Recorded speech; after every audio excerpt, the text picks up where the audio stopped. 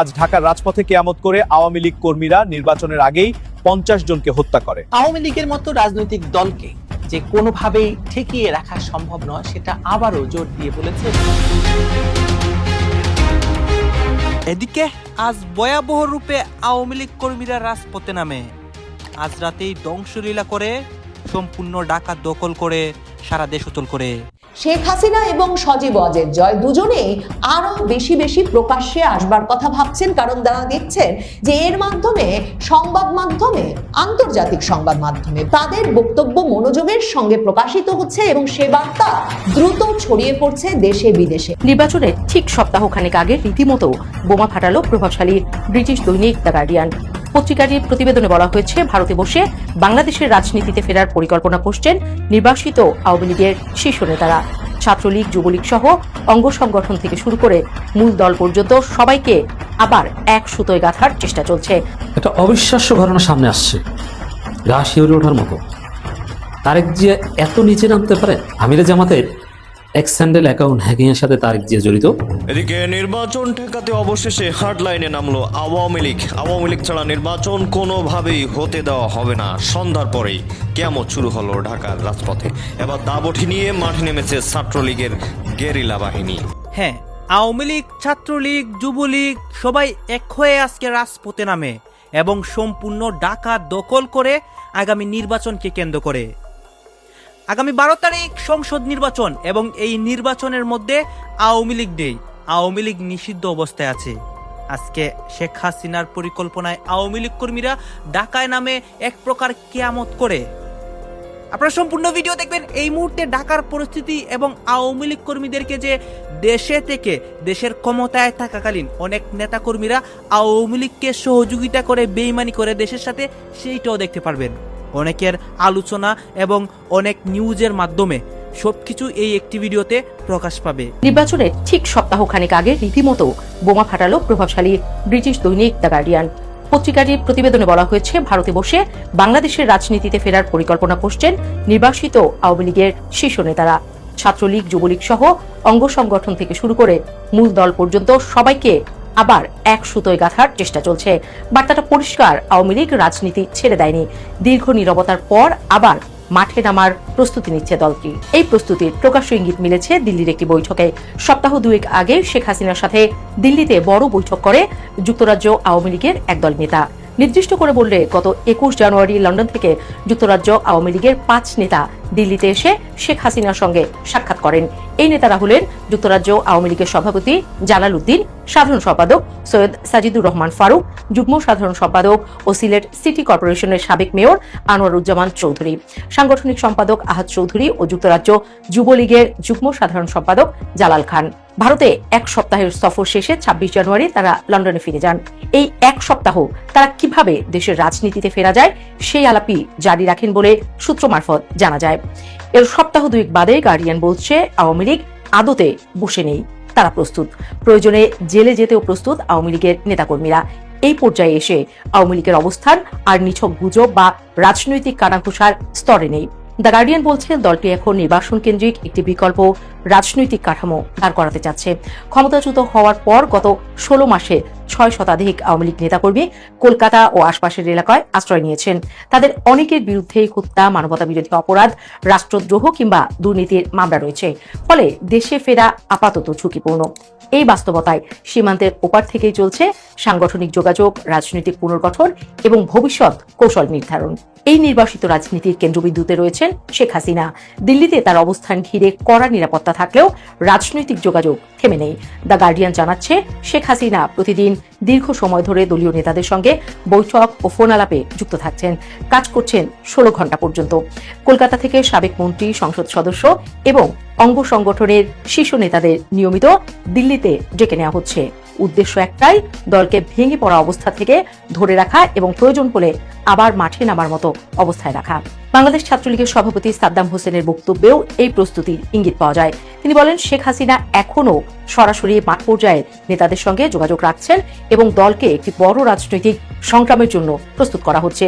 যদিও বা বাস্তবতা হলে অন্তর্বর্তী সরকার ছাত্রলীগকে সন্ত্রাসী সংগঠন ঘোষণা করেছে এবং তার বিরুদ্ধে একাধিক গুরুতর মামলা রয়েছে। ফলে এই যোগাযোগ ও প্রস্তুতির দাবি সরকার বিরোধী রাজনীতির চোখে আরো বেশি প্রশ্নের জন্ম দিচ্ছে। এই জায়গাটাতেই আওয়ামী লীগের অবস্থান সবচেয়ে বেশি বিতর্কিত হয়ে ওঠে। শেখ হাসিনার শাসনামলের শেষ পর্যায়ে সরকার বিরোধী আন্দোলন দমনে আইন শৃঙ্খলা বাহিনীর ভূমিকা নিয়ে গুরুতর অভিযোগ রয়েছে। জাতিসংঘের মানবাধিকার বিষয়ক হাই কমিশনারের দপ্তরের প্রতিবেদনে বলা হয়েছে, ওই সময়ে সহিংসতায় আনুমানিক 1400 মানুষ নিহত হন।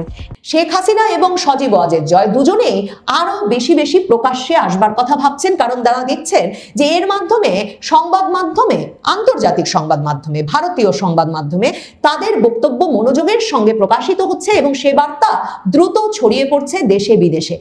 শেখ হাসিনা পুত্র সজীব ওয়াজেদ জয় সম্প্রতি আল জাজিরার এক সাক্ষাৎকারে তার মা শেখ হাসিনার বয়স হয়ে গেছে, তিনি আর হয়তো বাংলাদেশে যখন আওয়ামী লীগ ফিরবে তখনও তিনি রাজনীতিতে ফিরবেন কিনা সেটা বলা যাচ্ছে না, এমন মন্তব্য করবার পর এবং সাংবাদিক উল্টো তাকে যখন প্রশ্ন করেন যে তার মানে কি শেখ হাসিনার শেখ হাসিনা যুগের একরকম অবসান হয়েছে, তখন সজীব ওয়াজেদ জয় উত্তর দিয়েছিলেন যে হ্যাঁ, কেউই চিরকাল থাকেন না, তার মায়ের যথেষ্ট বয়স হয়েছে, কাজেই আওয়ামী লীগ প্রজন্মের পর প্রজন্ম থাকবে, আওয়ামী লীগের রাজনীতির কখনো বাংলাদেশে বিনাশ হবে না, কিন্তু সেটা কোনো এক বিশেষ ব্যক্তির ওপর নির্ভরশীল নয়।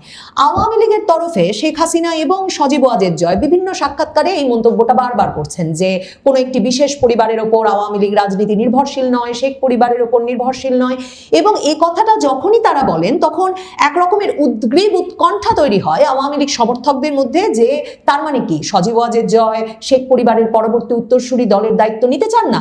আরেক ধরনের উদ্বেগ সজীব ওয়াজেদ জয়ের এই সাক্ষাৎকারের পরে তৈরি হয়েছে যে তার মানে কি শেখ হাসিনা আর সক্রিয় রাজনীতিতে থাকবেন না, তিনি কি একরকম অবসরে যাচ্ছেন।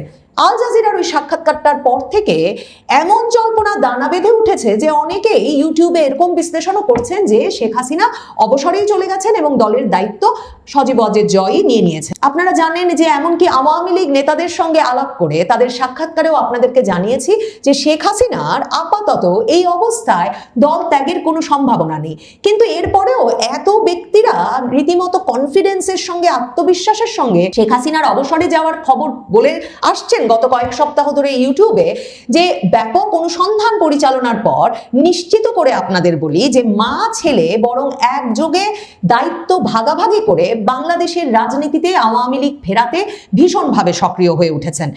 শেখ হাসিনা তার সর্বশেষ সাক্ষাৎকারেও আরেক দফা বলেছেন কোনো পরিবারের ওপর নির্ভরশীল নয় আওয়ামী লীগ। শেখ হাসিনা বলেছেন নতুন নেতৃত্ব আসতে হবে, তরুণ নেতৃত্ব আসতে হবে, কিন্তু সেটা কোনো ধনী এলিট পরিবার থেকে, ঢাকা শহর থেকেই আসতে হবে এমন কোনো কথাও নেই।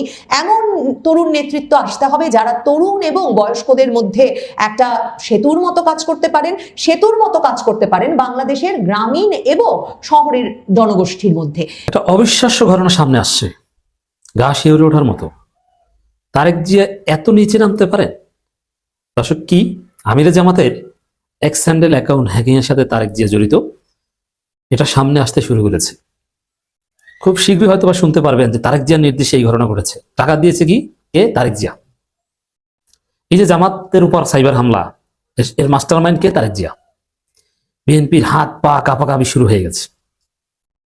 তবে এগুলো তো গর্ধবের দল ভয়ে এমন পরিস্থিতি তৈরি করেছে যে ধরা খাওয়ার আগেই ধরা খেয়ে গেছে। ছাত্র দলের ভুলে তারেক জিয়া ফেসে যাওয়ার আগেই ফেসে যাচ্ছেন সরকারিভাবে, রাষ্ট্রীয়ভাবে। দর্শক, আপনারা জানেন যে বঙ্গভবনের এক হ্যাকারকে গ্রেপ্তার করা হয়েছে। বেশ ভালো কথা, জামাত শিবিরে খুশির বন্যা। কিন্তু বিএনপিতে কান্নাকাটি শুরু হয়ে গেছে। তারেক রহমান সাংবাদিকদের লেলিয়ে দিয়েছেন ডিবি অফিসে, কেন গ্রেপ্তার করা হয়েছে, এখনো সেই কই, অমুক তমুক নানান কথাবার্তা। তো দর্শক দেখেন, শুধু এখানেই না, বিএনপি নেতারা, ছাত্র দলের কেন্দ্রীয় সভাপতি এখন সেই হ্যাকারের মুক্তি যাচ্ছে। কেন? হ্যাকার তারেক জিয়ার নাম বলে দিবে এই ভয়ে। এখন তো আমরা বুঝে গেছি ঘটনার ক্লাইম্যাক্সের আগেই যে হ্যাকার হয়তো বা ছাত্র দলের সভাপতি তারেক জিয়া এদের নাম বলে দিতে পারে, যার ভয়ে এখন এই হ্যাকারের মুক্তি চাইছো তোমরা। চোর এভাবেই ধরা পড়ে। আপনি বিশ্বাস করতে পারেন একটা দলের প্রধান এই নোংরামির সাথে জড়িত? এটা তো সহজেই বোঝা যায়। আমি তো সাথে সাথে বলেছি, বিশেষ করে হ্যাকিং এর ঘটনার পর সাথে সাথে ছাত্র দলের মিছিল এবং তারেক জিয়ার বিষয় নিয়ে ক্রমাগত বক্তব্য, এগুলো থেকে স্পষ্ট যে এগুলো মাস্টার মাইন্ড তারেক রহমান ছিলেন। ইউনূস সরকার এখানে একটা অসাধারণ কাজ করছেন। ডিবিকে স্বাধীনতা দিয়েছে, আর ডিবিকে বলেছে যে দ্রুত এবং সঠিকভাবে তদন্ত করো, কোনো চাপের কাছে নথি স্বীকার করা যাবে না, যার ফলে ঘটনা ঘটে যাচ্ছে। দর্শক, ছাত্রদল সভাপতি সে হ্যাকারের মুক্তি দাবি করেছেন। দেখেন চোর কিভাবে ধরা পড়ে, টোপ শিকার করছেন না, ছোটকালে বক বিভিন্ন পাখি শিকার করে না, টোপ দেন, মাছ শিকার করা ওটাও কিন্তু একটা টোপ, বড়শিতে টোপ দেওয়া হয়, সে ওইটা গিললেই নাক বেঁধে যায়। এখন ছাত্রদল বিএনপি নাক বেঁধে গেছে, তারা ধরা খেয়ে গেছে কার্যত। ছাত্রদল সভাপতি একটা ফেসবুক পোস্ট, আপনি বিশ্বাস করতে পারবেন না যে এইটা বিএনপি ছাত্রদল, এ থেকে সব হিসাব ক্লিয়ার যে আসলে কি ঘটেছে, তারেক জিয়ার সাথে জড়িত। খাগড়াছড়ির রাজপথে গত রবিবার যা ঘটে গেল তা যদি আপনাকে কেউ 5 বছর আগে বলতো, আপনি হয়তো তাকে পাগল ভাবতেন। পাহাড়ের মারমা আর ত্রিপুরা সম্প্রদায়ের হাজার হাজার নারী পুরুষ তাদের ঐতিহ্যবাহী পোশাকে নেচে গিয়ে একটি দলের মিছিলে স্লোগান দিচ্ছে, যে দলটির নাম জামায়াত ইসলামী। হ্যাঁ, ঠিকই শুনেছেন। যাদের রাজনীতি আর পাহাড়ের সংস্কৃতিকে এতদিন উত্তর আর দক্ষিণ মেরু মনে করা হতো, আজ তারা একই মঞ্চে। কেন 54 বছরের চেনা সমীকরণ ভেঙে চুরমার হয়ে গেল? কেন পাহাড়িরা তাদের তথাকথিত সেকুলার বন্ধুদের ছেড়ে দাঁড়িপাল্লার নিচে আশ্রয় খুঁজছে? এটি কি শুধুই নির্বাচন, নাকি এর পেছনে লুকিয়ে আছে এক গভীর রাজনৈতিক বিপ্লব? আজকের ভিডিওতে আমরা উন্মোচন করব পাহাড়ের রাজনীতির এই অবিশ্বাস্য ইউটার্নের পেছনের আসল রহস্য। বাংলাদেশের রাজনীতিতে কিছু দৃশ্যকে এতদিন অসম্ভব বা কল্পনার অতীত মনে করা হতো, কিন্তু 2026 সালের নির্বাচনের আগে খাগড়াছড়িতে আমরা যা দেখলাম তা রাষ্ট্রবিজ্ঞানীদের সমস্ত থিওরিকে ভুল প্রমাণ করে ছাড়বে। রবিবার খাগড়াছড়ির রাজপথে মারমা এবং ত্রিপুরা জনগোষ্ঠীর হাজার হাজার মানুষ যখন জামায়াত প্রার্থীর পক্ষে গণমিছিলে অংশ নেয়, তখন বোঝা যায় পাহাড়ে এক বিশাল প্যারাডাইম শিফট বা রাজনৈতিক পট পরিবর্তন ঘটে গেছে। আজকের ভিডিওতে আমরা ব্যবচ্ছেদ করব কেন চাকমা মারমারা তাদের দীর্ঘদিনের পছন্দ আওয়ামী লীগ কিংবা আঞ্চলিক দলগুলো ছেড়ে জামায়াতের ইনসাফ বা ন্যায়ের পতাকা তলে আসছে। এটা কি শুধুই ভোট, নাকি 54 বছরের বঞ্চনার এক যন্ত্রণাদায়ক জবাব? চলুন পাহাড়ের রাজনীতির এই নতুন মেরুকরণের গভীরে যাওয়া যাক। প্রথমে আসা যাক এই ঘটনার গভীর তাৎপর্য নিয়ে। সাধারণত পাহাড়ের রাজনীতি নিয়ন্ত্রণ করত জনসংহতি সমিতি, জেএসএস। এর বাইরে ছিল ইউপিডিএফ আর জাতীয় রাজনীতির ক্ষেত্রে আওয়ামী লীগের একচ্ছত্র আধিপত্য। সেখানে জামায়াত ইসলামীর প্রবেশ ছিল প্রায় নিষিদ্ধ বা অকল্পনীয়। কিন্তু খাগড়াছড়িতে ত্রিপুরা ঐক্য ফেডারেশনের আহ্বায়ক এবং মারমা ঐক্য ফেডারেশনের নেতারা যখন জামায়াত প্রার্থী অ্যাডভোকেট ইয়াকুব আলী চৌধুরীর মঞ্চে দাঁড়িয়ে বক্তব্য দিচ্ছেন, তখন এটি আর নিছক কোনো নির্বাচনী সভা থাকে না, এটি হয়ে যায় একটি সোশ্যাল কন্ট্রাক্ট বা সামাজিক চুক্তি। বিশ্লেষকরা একে জামায়াতের ইনক্লুসিভ স্ট্র্যাটেজি বা অন্তর্ভুক্তিমূলক কৌশলের সবচেয়ে বড় বিজয় হিসেবে দেখছেন। জামায়াত প্রমাণ করতে পেরেছে তারা শুধু একটি নির্দিষ্ট ধর্মের দল নয়, বরং তারা মজলুম বা নিপীড়িত মানুষের দল। পাহাড়ের নেতারা যখন মঞ্চে দাঁড়িয়ে বলছেন দাঁড়িপাল্লা বিজয়ী হলে পাহাড়ে শান্তি ও নিরাপত্তা নিশ্চিত হবে, তখন বোঝা যায় জামায়াত তাদের ধর্মীয় এজেন্ডা চেয়ে নিরাপত্তা ও সুবিচারের এজেন্ডাকে সফলভাবে মানুষের কাছে পৌঁছে দিতে পেরেছে। তারা পাহাড়িদের বোঝাতে সক্ষম হয়েছে, আমরা তোমাদের ধর্ম বদলাতে আসিনি, আমরা তোমাদের ভাগ্য বদলাতে এসেছি। কিন্তু প্রশ্ন হলো, কেন এই পরিবর্তন? কেন হঠাৎ পাহাড়িরা জামায়াতমুখী হলো? সমাবেশে বক্তারা একটি মারাত্মক অভিযোগ তুলেছেন। তারা বলেছেন, গত 54 বছরে আওয়ামী লীগ, বিএনপি এবং জাতীয় পার্টি ক্ষমতায় থাকলেও তারা শুধু নিজেদের স্বার্থ রক্ষা করেছে। অর্থাৎ পাহাড়ি জনগোষ্ঠী এতদিন যাদের সেকুলার বা অসাম্প্রদায়িক বন্ধু ভেবে ভোট দিয়েছে, সেই রাজনৈতিক দলগুলোই তাদের সবচেয়ে বেশি ঠকিয়েছে। পলিটিক্যাল সায়েন্সের ভাষায় এই বিষয়টিকে বলা হয় ব্রিটায়াল অফ রিপ্রেজেন্টেশন বা প্রতিনিধিত্বের সঙ্গে বিশ্বাসঘাতকতা। পাহাড়ি মানুষ দেখেছে সেকুলার দলগুলো পাহাড়ের সংঘাত জিইয়ে রেখে ফায়দা লুটেছে। চাঁদাবাজি, গুম এবং আধিপত্য বিস্তার ছিল নিত্যদিনের ঘটনা। আঞ্চলিক দলগুলোর পারস্পরিক সংঘাত এবং মূলধারা দলগুলোর অবহেলা এই দুইয়ের মাঝে পিষ্ট হয়ে সাধারণ পাহাড়িদের দেয়ালে পিঠ ঠেকে গিয়েছিল। ঠিক এই রাজনৈতিক শূন্যতা বা ভেকুয়াম, এই সুযোগটাই জামায়াতে নিয়েছে। তারা পাহাড়িদের কাছে গেছে কোনো ধর্মীয় বাণী নিয়ে নয়, বরং ইনসাফ ও ন্যায়ের বাণী নিয়ে। মানুষের যখন দেয়ালে পিঠ থেকে যায়, তখন সে আর দলের নাম দেখে না, সে দেখে কে তাকে নিরাপত্তা দিচ্ছে। খাগড়াছড়ির মারমা ত্রিপুরাদের এই মিছিল আসলে প্রচলিত রাজনীতির গালে একটি চপেটাঘাত। দর্শক, এমন সব বিশ্লেষণধর্মী আরও ভিডিও পেতে এখনই সাবস্ক্রাইব করুন গল্প নিউজ এবং পাশে থাকা বেল আইকনটি চেপে দিন। আপনাদের একটি সাবস্ক্রাইব আমাদের নতুন ভিডিও তৈরির অনুপ্রেরণা। এবার আসুন জামায়াতের সাংগঠনিক পরিবর্তনের দিকটি দেখা যাক। খাগড়াছড়ির এই দৃশ্যটি জামায়াত ইসলামীর সাংগঠনিক ইতিহাসে একটি কেস স্টাডি হয়ে থাকবে। সাধারণত আমরা জানি জামায়াত তাদের ধর্মীয় অনুশাসনে অত্যন্ত কঠোর। নাচ, গান বা বাদ্যযন্ত্র তাদের দলীয় সংস্কৃতিতে খুব একটা দেখা যায় না। কিন্তু খাগড়াছড়িতে যখন মারমা ও ত্রিপুরারা তাদের নিজস্ব সংস্কৃতি নাচ ও গান দিয়ে জামায়াত প্রার্থীদের প্রচারণা চালাচ্ছে, তখন জামায়াত নেতারা তাতে কোনো বাধা দেননি, বরং তাদের স্বাগত জানিয়েছেন। রাষ্ট্রবিজ্ঞান দর্শক আপনারা তো দেখলেন এখানে কি কথা হচ্ছে। এখানে আমরা আওয়ামী লীগকে নিয়ে অনেক কথা দেখতে পারি। শেখ হাসিনার যে বিভিন্ন প্রত্যাবর্তন বা বিভিন্ন ঘটনা দেশের মধ্যে হচ্ছে বা আওয়ামী লীগ কর্মীরা যে পরিকল্পনা করতেছে এইগুলো নিয়েই এখানে অনেক কথা হচ্ছে, আলোচনা সমালোচনা হচ্ছে। দর্শক শ্রোতা এই বিষয়গুলো দেখে এবং দেশের এই রাজনৈতিক প্রেক্ষাপটগুলো নিয়ে আপনাদের মন্তব্য কী?